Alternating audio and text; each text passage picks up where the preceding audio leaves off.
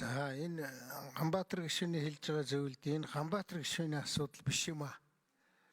Би одоо иймэрхүү байдалтай гишүүдийн нэрийг хэлгээвэл их олон гишүүдийн нэр хэлнэ. Энэ парламент, энэний өмнөх парламент, тэрний өмнөх парламент. 99-ндоо бол улсын хурлын гишүүний одоо халдашгүй дархан байдал гэж юу юм бэ гэж. Энийг одоо манайхан сони хэвлэлээр PR хийсээр байгаад хэдэн хулгайч нар энийг халдшгүй дархан байдал гэдгийг цаана нуугдаж яана гэж байгаа. Би одоо тэр хонглоор нь яваад дахиад ингээд хурлын гишүүн байхдаа баахан шүүх хүртэл явсан өнөө хувьд хэлэхэд би өөрөө туршилтын тулаа болсон л да. Би юм хэлэхгүй л явсан. Энэ бол маш буруу жишг.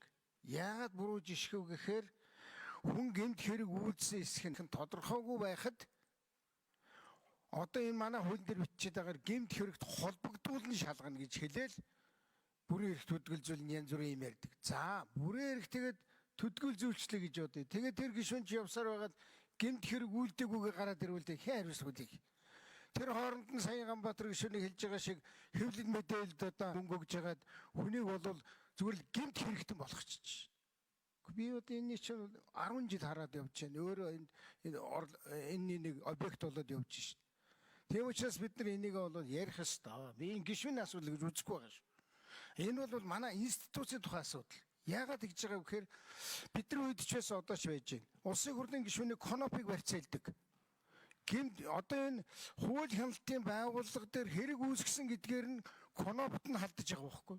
Бид нар чинь хурлын гишүүд гэдэг чинь ард түмний мандат авсан хүмүүс шүү.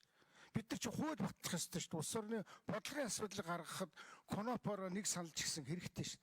Гэтэл одоо та нарт тулгарчсан асуудал шүү. Засгийн газрыг огцруулны хурлын даргаыг огцруулна. Гэхдээ ямар нэгэн шийдэл гаргах хэрэгтэй биш. Энэ дээр та нарын конопыг барьцаалаад байвал яах вэ? Ард намынхаа жишээ. Би энийг чинь бол 10 хэдэн жил ярьж байна. Хонгол монголыг чи яриад дахиж өөрөө хонголдуулаад дахиж өөрөө мөрдүүлээд эхнэрээ хүртэл тагнуулаад дараагаар нь их хурлын гишүүн байж чүү. Дараагаар нь би прокурорын байгууллага нэг тогтолцоотой нэг дарангуулагчийн дор байдгийг ойлгоод шүүх бол наанта цаанта юм байдгийг ойлгоод шүүхтүүлээд ингэ явж байгаа шүү дээ. Тийм учраас би Ганбаатар гишүүний энэ хөндөж байгаа асуудал нь бол зөв зүйтэй юм аа. Хэдүүлээ ерөөсөө энийг их хурлын ажлын хэсэг манай байнгын хороо бүр ноцтой судалгаа шийдгээ гаргаад нэг мөр болгох ёстой. Их хурлын гишүүнийг 10 жилийн өмнөх дурн хүрэхээр 10 жилийн өмнө 15 жилийн өмнөх асуудлын сөхөд гэмт хэрэг үүсгэсэн яриад байгаа. Ганбаатар гишүүнийг тийм л юм ярьж байна. Одоо ерөөсөө би тэр сүүлүүдийг харж байгаа. Энэ одоо хулгайч дарга нар толгой дээр нь гарахаар хууль хяналтын байгууллага ингэж давардаг юм яадаг. Тэр нөгөө дүлдүүх хэлж чаддаг. Одоо их хурлын гишүүд та нар амиа бодож болохгүй.